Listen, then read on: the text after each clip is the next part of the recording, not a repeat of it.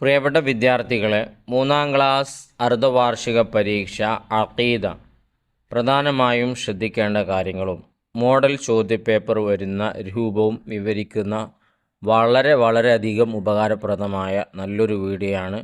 മുഴുവനായി തന്നെ കാണാൻ എല്ലാവരും പ്രത്യേകം ശ്രദ്ധിക്കുക. ഒരിക്കലും തന്നെ നഷ്ടമാവില്ല. നല്ല മാർക്ക് നമുക്കിതിലൂടെ സ്കോർ ചെയ്യാൻ പറ്റും. ചോദ്യത്തിലേക്ക് വരുമ്പോൾ യോജിച്ചവ ചേർക്കാം എന്നതാണ് ഒന്നാമത്തെ ചോദ്യം. പെട്ടിക്കോളത്തിൽ ഡിസോർഡറായി താഴെ കൊടുത്തിരിക്കുന്ന 6 ചോദ്യങ്ങളുടെ ഉത്തരങ്ങളുണ്ട്. അത് ഓർഡർ അനുസരിച്ച് ഓരോ ചോദ്യത്തിൻ്റെ നേരെയും എഴുതി കൊടുക്കുക.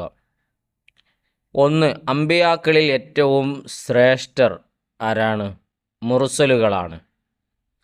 രണ്ടാമത്തത് കിതാബുകൾ. എത്ര കിതാബുകളുണ്ട്? 4 കിതാബുകൾ. അതാണ് യോജിച്ചത്. ഏടുകൾ 100 എണ്ണം. നാലാമത്തത് ഖബറിൽ വെച്ച് ചോദ്യം ചെയ്യൽ ആരാണ്? മുൻകർ നക്കീർ അലൈഹിമസ്സലാത്തു വസ്സലാം. ഈ 2 മലക്കുകളാണ് ആ ജോലി ഏൽപ്പിക്കപ്പെട്ടവർ. അഞ്ചാമത്തത് സ്ത്രീകളോ പുരുഷന്മാരോ അല്ല, അങ്ങനത്തെ ഒരു വിഭാഗം. ആരാണവർ? ഇപ്പം നബിമാരാണെങ്കിൽ എല്ലാവരും പുരുഷന്മാരാണ്. എന്നാൽ ഇത് സ്ത്രീകളുമല്ല പുരുഷന്മാരുമല്ല, മലക്കുകളാണ്. ആറാമത്തത് നന്മ തിന്മ എഴുതൽ. ഈ ഉത്തരവാദിത്വം ഏൽപ്പിക്കപ്പെട്ട മലക്കുകൾ ആരാണ്? റഖീബ്, അതീദ് എന്നീ മലക്കുകളാണ് നന്മ തിന്മകൾ എഴുതാൻ വേണ്ടി ഏൽപ്പിക്കപ്പെട്ടവർ. അപ്പോൾ ഇതിൽ പറഞ്ഞ വിഷയങ്ങളൊക്കെ പ്രധാനപ്പെട്ടതാണ്. ഈ ഒരു തവണ കേൾക്കുന്നതിലൂടെ തന്നെ അത് നമ്മൾ പഠിച്ചു കഴിഞ്ഞു.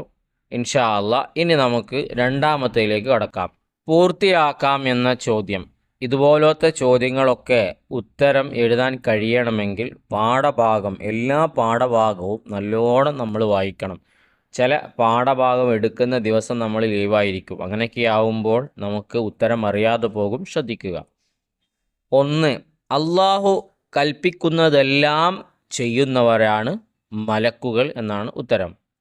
2. മുഹമ്മദ് നബി സല്ലല്ലാഹു അലൈഹി വസല്ലം സർവ മനുഷ്യരിലേക്കും ജിന്നുകളിലേക്കും നിയോഗിക്കപ്പെട്ടവരാണ്. അതാണ് അതിൻ്റെ ബാക്കി ഭാഗം വരുന്നത്. മൂന്നാമത്തത് ശരിയായ ഉത്തരം പറഞ്ഞാൽ അവരുടെ ഖബർ സ്വർഗത്തോപ്പാക്കപ്പെടും എന്നാണ്. നാലാമത്തത് അള്ളാഹു 1,24,000 നബിമാരെ അയച്ചിട്ടുണ്ട്. ഇങ്ങനെയാണതിനെ പൂരിപ്പിക്കേണ്ടത്. പറഞ്ഞ വിഷയങ്ങളൊക്കെ പ്രധാനപ്പെട്ടതാണ്. ഇതിലൂടെ തന്നെ നമുക്കത് മനസ്സിലാക്കാൻ സാധിച്ചല്ലോ. അടുത്തതിലേക്ക് കടക്കാം. മൂന്നാമത്തത്, വായിക്കുന്നതിന് മുമ്പ് ഇതുപോലെ ഉപകാരപ്രദമായ മറ്റു വീഡിയോകൾ ചെയ്യാൻ ഞങ്ങൾക്കുള്ള പ്രചോദനവും പ്രോത്സാഹനവും നിങ്ങളുടെ ഭാഗത്തു നിന്നുള്ള സബ്സ്ക്രൈബാണ്. ചെയ്യാത്തവരുണ്ടെങ്കിൽ ഒന്ന് ചെയ്ത് സപ്പോർട്ട് ചെയ്യുക. ഒന്ന് ലൈക്ക് ചെയ്തേക്കുക. വീഡിയോയുടെ അവസാനം നിങ്ങൾക്ക് ഉപകാരപ്പെട്ടെങ്കിൽ താങ്ക്സോ അൽഹംദുലില്ലയോ എന്തെങ്കിലും ഒന്ന് ടൈപ്പ് ചെയ്യുക, ഒരു സന്തോഷത്തിന്. നമുക്ക് വായിക്കാം.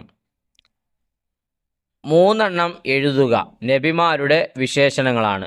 അപ്പം 3 എണ്ണം എഴുതാനാണ്. അത് നബിമാരുടെ വിശേഷണങ്ങളാണ് അതിൽ വരേണ്ടത്. ഒന്നാമത്തത്, പ്രവാചകന്മാർ സത്യം മാത്രം പറയുന്നവരും വിശ്വസ്തരും ബുദ്ധികൂർമ്മത ഉള്ളവരുമാണ്. നുബുവത്തിന് മുമ്പും ശേഷവും അവരിൽ നിന്ന് ഒരു തെറ്റും സംഭവിക്കുന്നതല്ല. അപ്പം അതിലുള്ള വിഷയങ്ങളൊക്കെ അതിൽ കൊടുത്തിട്ടുണ്ട്. ഇനി അടുത്ത ചോദ്യത്തിലേക്ക് കടക്കാം. നാലാമത്തത് ഉത്തരം എഴുതാം എന്നുള്ള ചോദ്യമാണ്. അതിലൊന്നാമത്തെ ചോദ്യം വന്നിട്ടുള്ളത് മുർസലുകൾ ആരാകുന്നു എന്നതാണ്. നിയമനിർദ്ദേശങ്ങൾ ജനങ്ങൾക്ക് എത്തിച്ചു കൊടുക്കാൻ കൽപ്പിക്കപ്പെട്ടവർക്കാണ് മുർസലുകൾ എന്ന് പറയുന്നത്. വളരെ ഇമ്പോർട്ടൻ്റ് ആണ്. നിയമനിർദ്ദേശങ്ങൾ ജനങ്ങൾക്ക് എത്തിച്ചു കൊടുക്കാൻ കൽപ്പിക്കപ്പെട്ടവർക്കാണ് മുർസലുകൾ എന്ന് പറയുന്നത്. രണ്ടാമത്തത്, മയ്യത്ത് മറവാടിയ ശേഷം എന്ത് സംഭവിക്കും?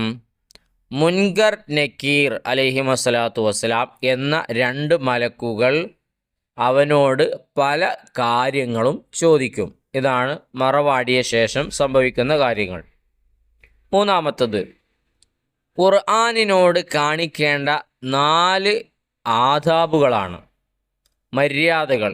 ഇപ്പോൾ ഖുർആനിനോട് നമ്മൾ കാണിക്കേണ്ട മര്യാദകളൊന്ന് എഴുതുക. രണ്ടാം, ഖുർആനിനെ നാം ബഹുമാനിക്കണം. 1. അതിൻ്റെ മീതെ ഒന്നും വെക്കാവതല്ല. പുസ്തകത്തിലുള്ള പോലെ തന്നെ കൊടുത്തിരിക്കുകയാണ്. അതിൻ്റെ മേലെ ഒന്നും വെക്കാവതല്ല. അപ്പോൾ മുസാഫിൻ്റെ മേലെ പിന്നെ ഒന്നും വെക്കരുത്. ശുദ്ധി കൂടാതെ അതിനെ തൊടാനോ ചുമക്കാനോ പാടില്ല. അപ്പോൾ ഒരു കവറിലിട്ടിട്ട് ഇങ്ങനെ ചുമന്നു കൊണ്ടുപോവുക, അല്ലെങ്കിൽ എന്തെങ്കിലും ഒരു വസ്തുവിൻ്റെ മേലെ എടുത്തു കൊണ്ടുപോവുക, ശുദ്ധിയില്ലാതെ പറ്റില്ല. അതിൻ്റെ നേരെ കാൽ നീട്ടാനോ വൃത്തിയില്ലാത്ത സ്ഥലത്ത് വെക്കാനോ പാടില്ല. അപ്പോൾ ഇതാണ് ഖുർആനിനോട് കാണിക്കേണ്ട 4 ആദാബുകൾക്കുള്ള ഉത്തരമായി കൊടുത്തിരിക്കുന്നത്. പഠിച്ചു വെക്കുക, ഇതും ഇമ്പോർട്ടൻ്റായി വരുന്നതാണ്. 4-മത്തത്, നമ്മുടെ ജീവിത ലക്ഷ്യം എന്താകുന്നു? ഇഹപര വിജയമാണ്. ഇഹപര വിജയമാണ് നമ്മുടെ ജീവിതത്തിൻ്റെ ലക്ഷ്യം. ദുനിയാവിലും ആഖിറത്തിലൊക്കെ വിജയമാണ് നമ്മുടെ ജീവിതത്തിൻ്റെ ലക്ഷ്യം. 5-മത്തത്, മാലിക് അലൈഹിസ്സലാത്തു വസ്സലാമിൻ്റെ ചുമതല എന്ത് എന്നാണ്. നരകം കാക്കുന്ന ഉത്തരവാദിത്തമാണ് മാലിക് അലൈഹിസ്സലാത്തു വസ്സലാമിനുള്ളത്. റിളവാൻ അലൈഹിസ്സലാത്തു വസ്സലാമിന് സ്വർഗം കാക്കലുമാണ്. നിങ്ങൾക്കറിയുന്നുണ്ടാകും. 6-മത്തത്, ഈമാൻ കാര്യങ്ങൾ എന്ന് പറയുന്നു ഏതിനെ? വിശ്വാസപരമായ കാര്യങ്ങൾക്കാണത് പറയുന്നത്. 7-മത്തത്, ഉലുൽ അസ്മുകൾ ആരെല്ലാം? നൂഹ് നബി, ഇബ്രാഹിം നബി, മൂസാ നബി, മുഹമ്മദ് നബി അലൈഹിസ്സലാത്തു വസ്സലാം.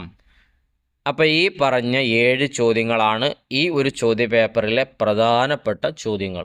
ഇത് പഠിച്ചു കഴിഞ്ഞാൽ തന്നെ പരീക്ഷയ്ക്ക് നമുക്ക് ജയിക്കാനുള്ള മാർക്ക് ഉറപ്പായും വാങ്ങാൻ കഴിയും.